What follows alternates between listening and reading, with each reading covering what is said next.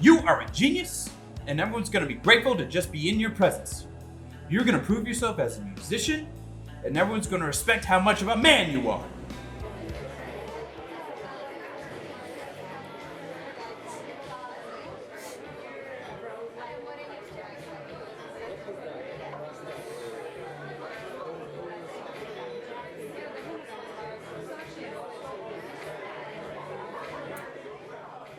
This is a song that comes from my very soul. I'm so much better than you. No one understands me. I'm always gonna be alone.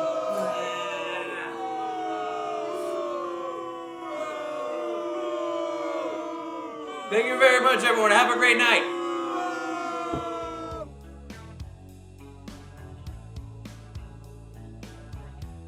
I'm a wealthy man now. Everyone respects how amazing I am and how I speak for the downtrodden and common man. Anyone who doesn't understand me is an idiot.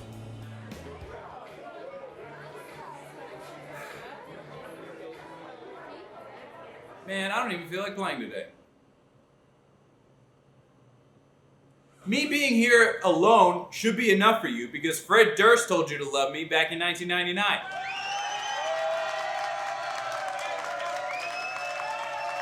Yeah, I'm still gonna leave early anyway.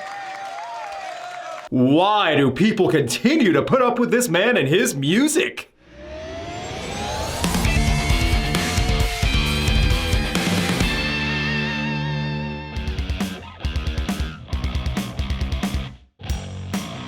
Back in 1995, a group from Massachusetts formed a band called Staind. At the time, they were performing covers of songs by bands like Korn and Pearl Jam, and so they released their debut album in 1996. It sucked.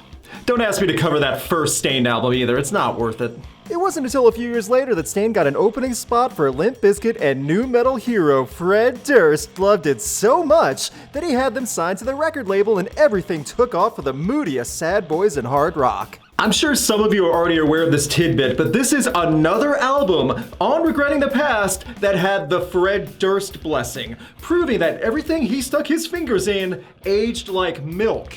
And I can't believe I still have to bring this up, but what were we thinking as rock fans, letting Fred Durst and Carson Daly decide what was good? Dysfunctional, Break the Cycle, all the edgy loner music that angsty teens and deadbeat dads couldn't get enough of. Both of these albums went multiple times platinum and boosted many charting singles. With all the trends and blossoming bands back in the early 2000s, it was Staind who was making a big career out of being one of the biggest one-trick ponies in rock. Before the Staind fans get completely outraged, I mean the ones that have continued to watch up to this point without stopping, downvoting, and turning off my channel because their feelings are hurt, to you Staind fans, let me point out some positive features about Staind. Number 1, the members of Staind are talented musicians with their instruments, including Aaron Lewis, who is an exceptional guitar player. I've seen Staind live twice over the years, and the fact that it's been demonstrated both times. Number 2, they are capable of writing some hits, especially in their 1999 Dysfunctional album. It wasn't the best music ever or trend-setting, but it earned a spot in a time frame where many bands were already sticking out for different reasons, for better or worse. Number 3, Staind's music might have aged badly, but it's not the worst thing ever, and there are many bands worse than what Staind was doing. That being said, Staind was a one-trick pony, and that one trick was beaten like a dead horse. Case in point, 14 Shades of Grey. This album, released May 20th, 2003, is the perfect example of a band running out of ideas, not caring, and phoning it all in one complete package. 14 Shades of Grey marks the tipping point of Staind's popularity to fall back into obscurity, and there are obvious reasons why once you listen to it. That's not to say it wasn't successful though. Oh no, this album sold over 1 million copies in the United States alone, debuted at number 1 on the Billboard Top 200 Albums list, and threw out several radio singles, all because of the band name being popular, and it was still being blessed by a big pile of Durst. There were big albums that came out in 2003 in the rock scene from Deftones and Linkin Park. Meanwhile, new names were being exposed to America, like Muse, Evanescence, Explosions in the Sky, the Mars Volta, all in the same year. And also in 2003 comes Crabby Uncle Aaron and his friends with another lazy cash-in. And that points to the elephant in the room. Aaron Lewis is kind of awful. I'm sorry, I don't know how to speak Spanish. I'm American. Over the years and through several hiatuses from Staind, it's become very clear that Aaron Lewis does not care about what his fans or anyone else thinks for that matter. He is a proud, gun-toting, true-blood American that has no problem acting like a toddler when someone disagrees with him or when he doesn't get his way. Thank you very much. Have a great night. You can look at his solo country tour that had people leaving halfway through, including Aaron Lewis, who would just give up after a while on stage, or you can look at the different Staind tours after 2003, which will lead to smaller and smaller crowds, eventually leading to inconsistent touring. His behavior was a big part of that. For a man who prides himself in writing about his emotions and feelings both from the past and present, he sure is one of the most butthurt man babies in music. Listen, I'm f***ing good. I don't have to do this. Back to the matter at hand, 14 Shades of Grey was made after a decent amount of time off the road and from touring after the previous album Break the Cycle. Part of the reason was that Lewis and his wife had their first child, Zoe. This album in turn was meant to reflect the changes in all the band members' lives and how they were growing older and mellowing out. 14 Shades of Sad Old Man Rock was intentionally made to have less hooks and more emotion from Lewis's writing. And a quote from 2003, "It's kind of a logical progression where we're getting older now. Mike is married, and I'm married now with a kid, and we're that much deeper into figuring out as far as lyrically goes and figuring out our trades as far as writing songs go." And this video is going to point out why that explanation is a bunch of garbage. Staind were not getting mellower and trying to figure out their trade. They didn't even want to make all of this album. They were phoning it in. I'm not even a big Staind fan, and even I can tell this is a bad Staind album. At 14 tracks running over 1 hour in length, 14 Shades of Divorced Dad Rock is the shining example of why Staind fans love their one-trick pony and will praise whatever comes out of Aaron Lewis's mouth, no matter how repetitive, sad, or incomprehensible. I asked on Twitter a few days back what people thought of Staind, and someone came up with that phrase describing Staind as Divorced Dad Rock. I can't top that, it's perfect. So buckle up, because we're about to hear music so sad and pathetic, even Hot Topic credit card holders would be embarrassed by it.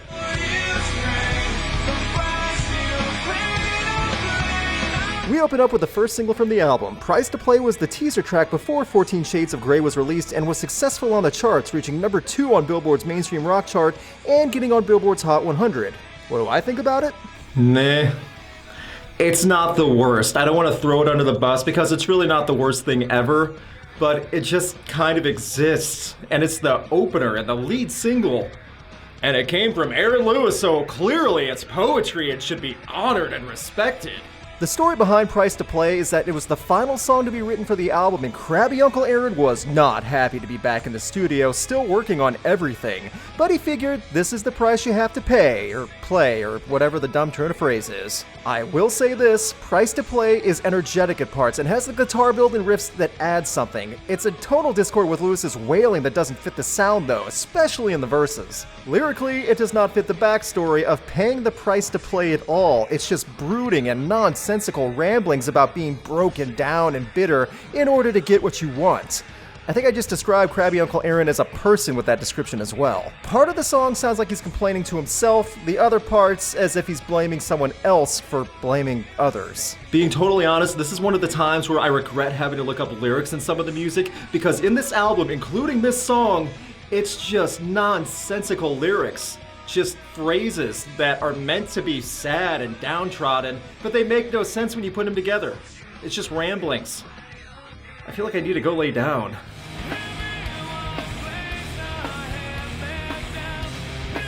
How About You was the third single to come from 14 Shades of Phoning It In and released as a radio single 2 days before Christmas in 2003. Merry Christmas, family! Here's some garbage. Man, Santa Claus really blew it that year. This is such a of its time song that it could be put in a mediocre time capsule of stuff many people remember from 2003 but no one really cares about. It's that typical rock radio song with an attempt at deeper lyrics and meaning, but in reality it's just a bunch of glorified live journal writings. Lewis sings 3 times louder in the chorus and just groans along in the verses. The guitar tone isn't even that bad in the verses, but it's overshadowed by "if your friends jumped off a bridge, would you meet them on the ground" levels of writing. It's pathetic and it has this feeling of an album filler song, but this was a highlight of the album. Also, Aaron Lewis saying that he sold his soul to get success and to get what he has, and everyone loves him for that and cheer him on? Why? Even at the end of the live clip music video, they have a bunch of people cheering from him after he sings that. The more I think about Staind and Aaron Lewis's writing, the more I think that Staind fans love Aaron Lewis because it's songs that are meant to make you think, but not too much. Stuff that might make a connection, but is actually obvious statements that mean nothing to some butt rock riffs. I totally get that a lot of Staind diehard fans are going to be furious about me saying that, if they even get to this point of the video, because I doubt they have that long of an attention span. Please remember. So please don't take offense. This is just a point of view, because I'm the only one who will say these things to you. You hear how lame that sounds?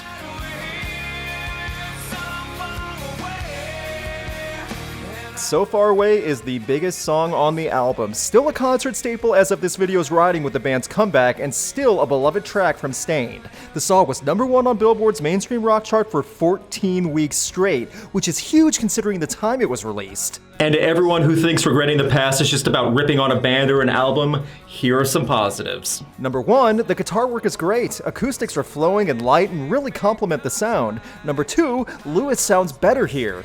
I mean, better than How About You. And #3, this is something different than the standard Staind fare. The acoustics go a long way and the music itself is written much stronger. Low-tone riffs and steady bass lines are almost a trope for Staind, so this is a welcome change. Some of the lyrics do come off a bit odd, such as "Somebody shake me, I must be sleeping," but even if it's not Shakespeare, this is by far the best track on the album's 14 Shades of Sad Emojis. Honestly, it's fine. I can't rip it apart, and the string section's a nice touch. It's only the third track in, but it helps prove that Staind can do more than one style besides divorced dad rock.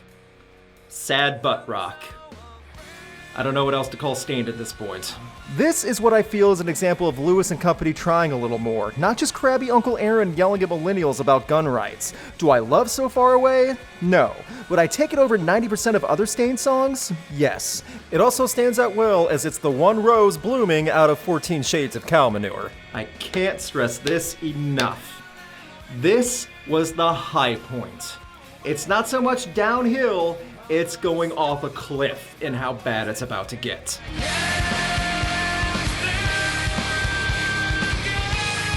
Yesterday starts off with what sounds like a Pro Tools drum beat. I know that it's not, but man, it's stock sounding. The mixing has Lewis's vocals a bit lower than they probably should be, and the guitars are all washed in, and this is such a step down from what we just heard a minute earlier. And wow, the lyric writing sucks out loud. To everyone who thought this was deep and moving, I want to see your face when you open up fortune cookies and are blown away by the wisdom in those, because after reading some of the passive-aggressive lyrics and boasting and awful junk in Yesterday, it makes me want to go back to high school desks where the edgy kids wrote on those platforms in permanent marker. It's that level of thought and talent. The first few lines of this song sum everything up. A crabby old man who was bitter and angry at people who were mean to him years ago. To all the Staind fans back in the day who thought this song was deep and they could relate to it, it was vague on purpose. Everyone has had someone be mean to them in their past. It's just whiny and bitter, and this is the most stereotypical Staind song I think I've ever heard. Lewis doesn't sound terrible in his delivery here with the vocal performance, as the speed in his delivery is picked up a bit, and I like that. But the chorus is a harsh mess and everything is just whining. Also, I'm aware that I'm making a video complaining about an album that focuses mainly on a man complaining. That's not lost on me. The difference is lyric writing from Staind in 2003 was almost made specifically to branch out to the demographic representing the goth kids from South Park. Young enough to not know better, but edgy enough to relate to how their mom yells at them. The early 2000s were really plagued by that too. Musicians that were just grown men complaining about how people were awful to them. Well, look how cool we are now, because we're on stage and famous. Ugh.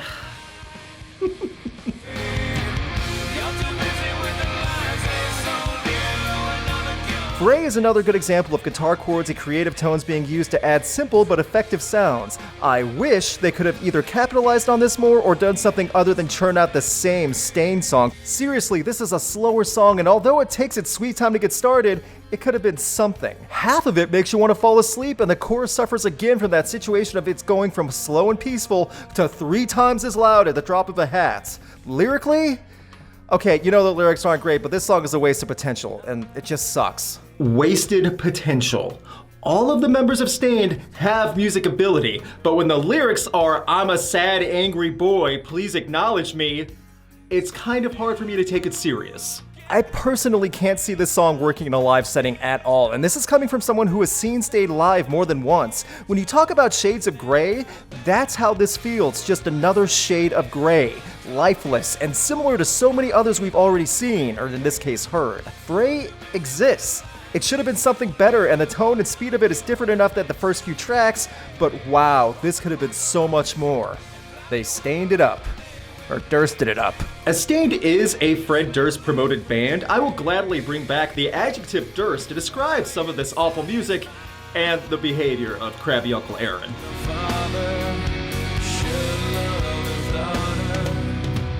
We now get to the final promoted single from 14 Shades of live journal entries. Zoe Jane is a song directly dedicated to Lewis's daughter Zoe. Lyrics are straightforward, and there are good messages here from a father about where his dad has been and wanting to protect his girl. And this is probably where I'll get some hate. This is one of the most boring, poorly sang lullaby songs I've ever heard. I don't know how else to explain it. Zoe Jane is a lullaby track with Aaron just groaning the lyrics stretched out for 4.5 minutes. I prefer this type of writing with sincerity and real emotion behind it instead of wah wah wah, you were mean to me years ago, acknowledge me now. But I don't need NyQuil anymore, I have Zoe Jane. I know Aaron Lewis did this song acoustic a lot on live tours, and if I'm correct, he and his daughter Zoe sang with him at times. That's nice. Still doesn't make the song interesting. The idea of this album being written just for Aaron Lewis to get his emotions and feelings out in musical form is more and more apparent, as it really sounds like a solo album at some points with the backing band. But the backing band is the same band members you've had for years. It kinda sucks. I can appreciate this song for what the intention was, but as a single? As a highlight from an already bad album? And I haven't even really started talking about the bad stuff yet? That being said, Zoe Jane is still much better than With Arms Wide Open, a song also dedicated to a singer's child. I mean, when I hear Zoe Jane, I don't start laughing, so that's something.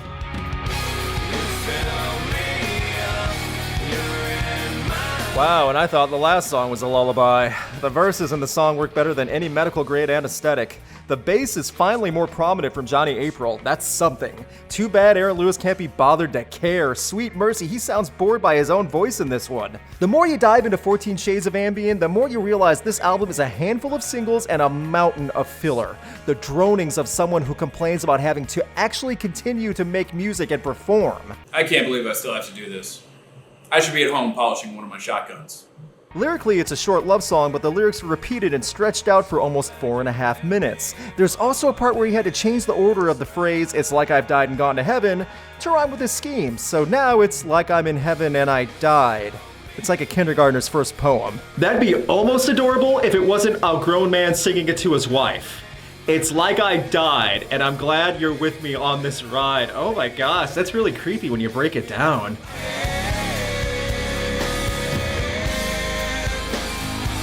The album's become 14 Shades of dedication songs at this point. We went from Aaron Lewis's daughter to his wife to LAYNE Staley.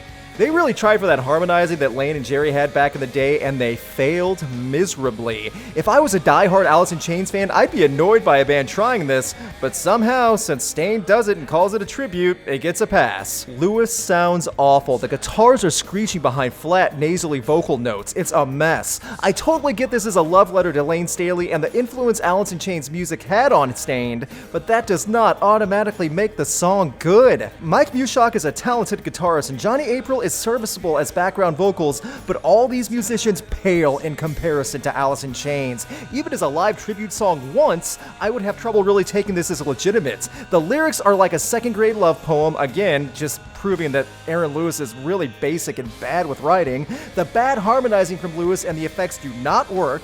How? How do Alice in Chains fans not get more annoyed by this one?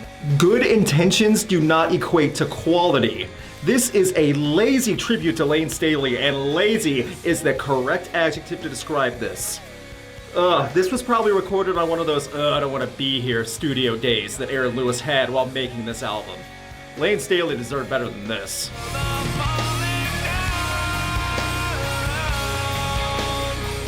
And rock fans in general deserve better than this. Falling Down is full-on sitting on the toilet butt rock territory. It's a song about karma catching up to someone. Another track with crabby Uncle Aaron vaguely complaining about someone else and how they have nothing left because of their crap attitude, and with lyrics of "you had to fall because that's how this life is." It's stuff to make the most jaded emo teenager ditching study hall roll their eyes at it. I'm really stretching for positive points to make now. There is nothing to add to a song like this. It's empty and doesn't even deserve to be listed with these other fantastic shades of gray. There's a different guitar tuning too in the song Falling Down than the other songs had on the album, and especially for Stained. But everything sounds a note higher than it should here with the guitars, and that's a minor problem when you realize it's the same garbage, the same nonsense phrases, the same bad writing from grown men who sound so bored that they could fall asleep while playing this. How this life is.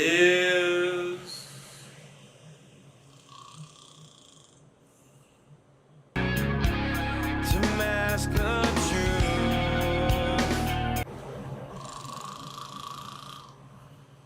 This is a sad song even by Stained standards. This is the song that teenagers play at 2 a.m. in the dark, sitting in their closet just to soak up that atmosphere of bitterness and nihilism in their adolescent lives as they have to get up for school the next day. The lyrics are more of the dark, hopeless tropes that Stained has relied on, and this time reality has to deal with being trapped and desperate to get out of the miserable nightmare called life. Some of the pedal effects and guitar changes in the verses add a touch of variety, but the chorus is the most drawn-out yawn fest, and at this point in 14 Shades of Musical Coma, every song is sounding identical to each other. Keep in mind that this album was Aaron Lewis's attempt to get his emotions out, as he is a father and more mature, and doesn't want to be as heavy and angry. Now he sounds like a less funny version of Strong Sad. With strikingly odd physical similarities back in the day also. I think I'm kind of onto something here where, you know, crabby Uncle Aaron might have been the inspiration for the character Strong Sad.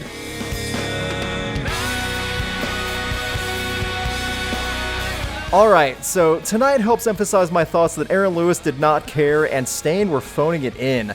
The track opens with riffs, Aaron croons in the soft lines, drawn out chorus, repeats. There's a bridge that also has a big fake out moment because it sounds like the song is about to end, but then Aaron Lewis just repeats lines he's already sang. Stained songs are big on the writing technique of just repeating the same verses and choruses several times over to stretch out a song. The album is filled with tracks where it feels like a lot is being said, but it's actually just the same few lines slowly drawn out on a loop. Hearing Lewis moan out "tonight" is awful. This is a shell of what the previous Stained albums had, and in my opinion, a song like this is more proof why the album was their point of no return in quality or replay value or unique identity. 14 Shades of Sucking. Was 14 Shades of Sucking not creative enough for wordplay? Yeah, well, I haven't heard much creativity in a while now. I think this whole album's affecting my logic and creativity and my improv ability too. I'm gonna be talking like a caveman in a few minutes.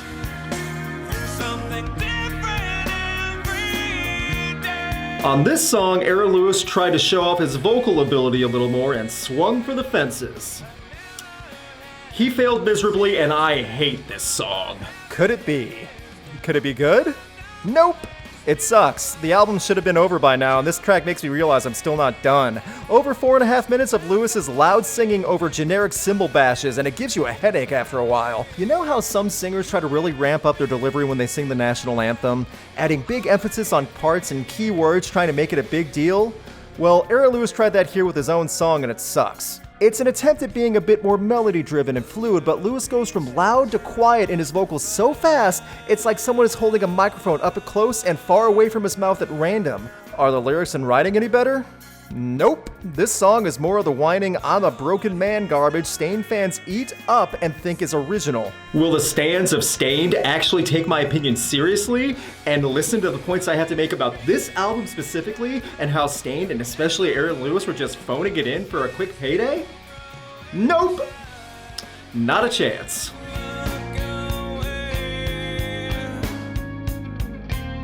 over 6 minutes. This song is on an album that is already way too long. This has a nice opening though, and Blown Away has guitar notes going slow with a steady cymbal and drum beat, and it has a good rhythm. I'll be honest, this at least sounds like something different than the past 30 minutes of post-grunge garbage, and the chorus works a little better here. Lyrically, you know what I'm gonna add, it's more of the same, that's it. I wish I could disappear, and I've lost too many friends along the way. Unspecific self-loathing and woe is me behavior. If this song was under 4 minutes, then I could at least understand more of the appeal, and it's shining a bit more in 14 Shades of Sad Teenager Problems, but you zone out after a while. The better music behind Aaron Lewis doesn't keep you engaged for long, and it's a drag. Crabby Uncle Aaron can't get off his soapbox to express how much of a loner and sad he is. Though earlier he wanted everyone to know how successful he was as well. Crabby Uncle Aaron is a complicated man. I mean, most of us kind of knew that by now, especially after his solo tours, with him pretty much hating everyone that came to see him live. I'm only gonna wait for so long and then I'm just gonna say goodnight.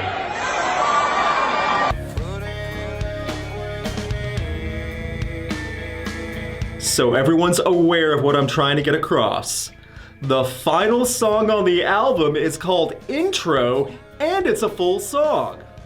This was Stain's attempt at humor. Haha, it's the last track, but we're gonna call it Intro like it's the first. Do you understand now why Stain fans are so miserable? This is the humor they have in their life. Get out of here. After hearing Intro, though, I get why they didn't open with it, because it's terrible. Everything about it sucks. More whining, more slow rhythms and guitar riffs separated out by the eternal complaints of a wealthy musician who's upset that he has to be a wealthy musician for some reason. It really feels that while the three members behind Aaron Lewis have the guitar and bass and drum basics down, they were limited to how much variety they could add, and after listening to this album several times, so much of it sounds the same. I bring this up for the song Intro because you could strip out sections of this track, place it in the middle of other songs in the center of this album, and no one would know the difference. That's terrible. I mean this when I say it, this album was a chore to get through, lacking total creativity. It's repetitive, it's slow, they just recycle old ideas, and that analogy of a one-trick pony beaten to death like a dead horse, yeah, that's Stained in a nutshell on this album. It's no wonder that nobody really talks about this album anymore, despite it selling well, and why it was critically panned back in the day. Stain took several hiatuses over the years, and Crabby Uncle Aaron did his crabby solo tours and had a country career that was polarizing, to say the least. But past all that, Stained are back now. Their comeback tour has started. I am aware that Stained has a big fan base, and the diehard Stained fans wanted Senpai Grump to return with Stained proper and play the hits again. I know that because I was there for Stain's first performance in almost 5 years back in September of this year, 2019. And not only was I there to see it myself, I was closer than anyone. I'm waiting in the photo pit for Stained right now, their return. I want to give it an open chance.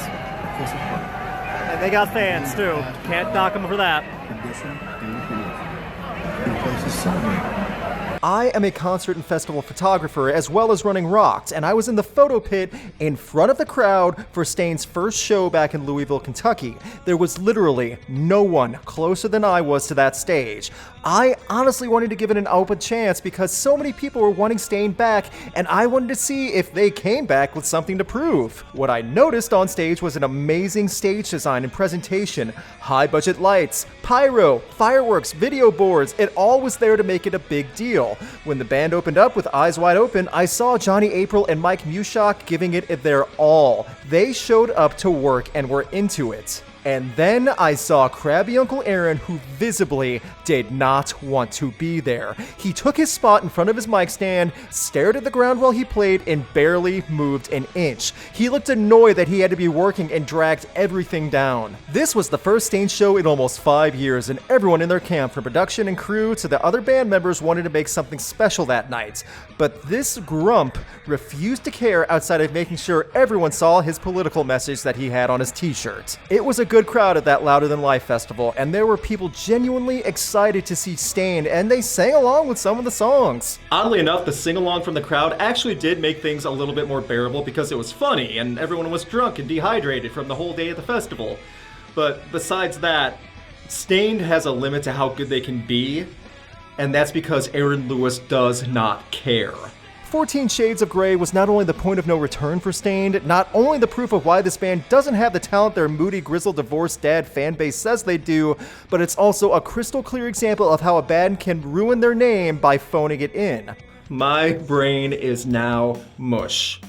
If you enjoyed this video, please give it a like. It really does help get this video bumped up in the algorithm and pushes it to more people who aren't subscribed to Rocked.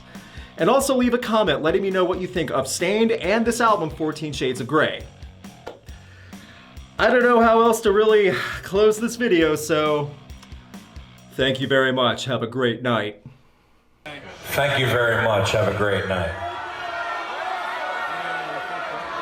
And that was a look at 14 Shades of Regret. Thank you everyone for watching, and please subscribe so you get notified on other videos including my best and worst of the year, album reviews, and hopefully no more Staind content. Huge thanks to Jose down in Jacksonville, a friend of mine for years from my wrestling days who owns the Rec Room Barcade in Jax. Check it out if you're in the Northeast Florida area. Huge thanks to my patrons for supporting Rocked, and a special thanks to Brandon Barenfeld. You can help support Rocked and get perks like voting on albums and bands to talk about by pledging to Rocked on Patreon. Check out the YouTube card and the link in the description for more info. If you want to talk about music with others, then you can hit up the Rocked Discord link in the video description. You can check out my concert photography on Instagram, and you can keep up to date with Rocked on Facebook and Twitter.